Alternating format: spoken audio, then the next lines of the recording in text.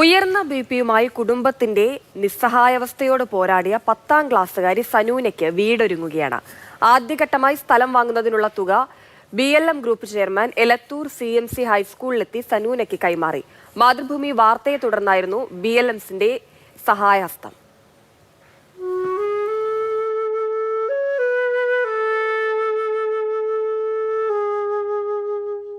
ഭിന്നശേഷിക്കാരായ മാതാപിതാക്കൾക്കും കുഞ്ഞനിയനും കഷ്ടപ്പാടുകൾക്കിടയിൽ താങ്ങായി എപ്പോഴും ഉണ്ടായിരുന്നത് സനൂനയായിരുന്നു. പക്ഷേ ജീവിത പ്രാരാബ്ധത്താൽ മനസ്സു നീറി ആ പെൺകുട്ടി ഒരിക്കൽ തളർന്നുപോയി.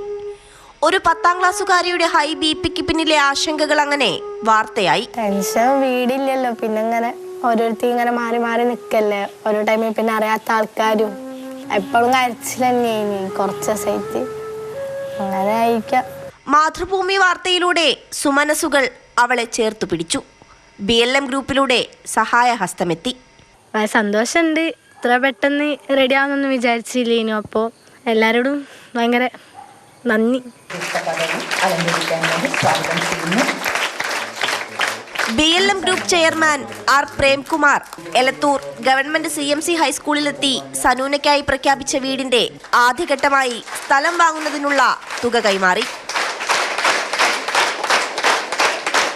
ഇപ്പോൾ അവർക്ക് വേണ്ടി ഭൂമിക്ക് വേണ്ടി അഡ്വാൻസ് കൊടുത്തു. ഇനി നമ്മൾ ബാക്കി കാര്യങ്ങൾ തുടങ്ങിച്ചേക്കും. ഒരു കുട്ടി പഠിക്കുന്ന ഈ പ്രായത്തിൽ അവർക്ക് ഇത്രയും ടെൻഷൻ ഒരിക്കലും പാടില്ല. അതിനുവേണ്ടി എഫോർട്ട് എടുത്ത് മാതൃഭൂമിക്ക് ഈ സമയത്ത് നന്ദി പറയുന്നു. അതേപോലെ സ്കൂള് ടീച്ചേഴ്സ് അവരെടുത്ത ഇതിനും ഇനി ആ കുട്ടി സന്തോഷമായിട്ട് പഠിക്കട്ടെ. സനൂനക്കിനി സമാധാനത്തോടെ മുന്നോട്ട് പോകാം. നേവി എന്ന സ്വപ്നത്തിലേക്കെത്താം. ഈ അടുത്ത് വീടിൻ്റെ പണി തുടങ്ങാൻ പറഞ്ഞിട്ടുണ്ട്. സനൂന തന്നെ കണ്ടുപിടിച്ച് കൊടുത്തതാണ്. അച്ഛൻ്റെ തറവാടിൻ്റെ അടുത്ത് തന്നെ കാണിച്ചു.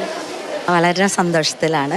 കാരണം അവൾ ആഗ്രഹിച്ച പോലെ ഒരു വീട് മാതൃഭൂമിയിലേക്ക് ഞാൻ വിളിച്ചു പറയുമ്പോൾ എനിക്കറിയില്ലായിരുന്നു ഇത്രയും പെട്ടെന്ന് എല്ലാം ശരിയാവുന്നു. അവളെ അക്കൗണ്ടിലേക്കും കുറേ പേര് പണമായിട്ട് അയച്ചിട്ടുണ്ട്.